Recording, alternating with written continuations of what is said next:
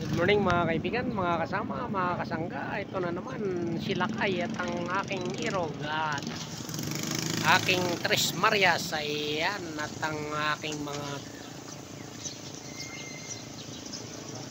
turistang Pinoy. Dito naman po yan sa Nogs Lomi House dito sa Kalatagan, Batangas. Ayan. So dito mag-aalmusal si Lakay. Ayan. Ayan po, ayan. Talaga naman.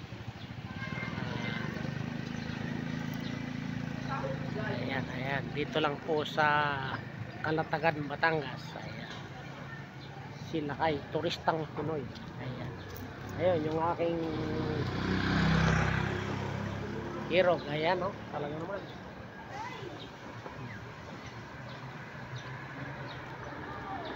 Ayan, oh. Ayan na, ayan, oh. Ayan, ayan. Nag-o-order ng lumi. Ayan, ayan. Parang tulog na, inaantok. Ayan, oh. Ayan, ayan.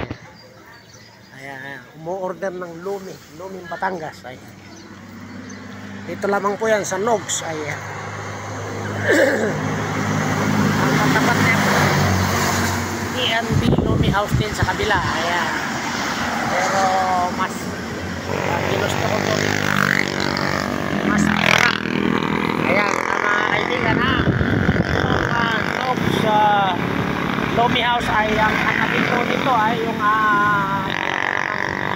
gasolinahan. Ayan po, yung USA gasolinahan. Dito lang po yan sa Kalatagan, Batangas. Ayan yung highway. Ayan. Ay, dyan po kami galing. Ayan. Kakain po ay hindi kami pupunta. Ayan. Malapit-lapit na po. Mga 5 kilometers na lang. Ayan. So, yan lamang po. Muli, magandang umaga at naway pagpalain tayo ang turistang Pinoy, Alex Lakay. Ayan.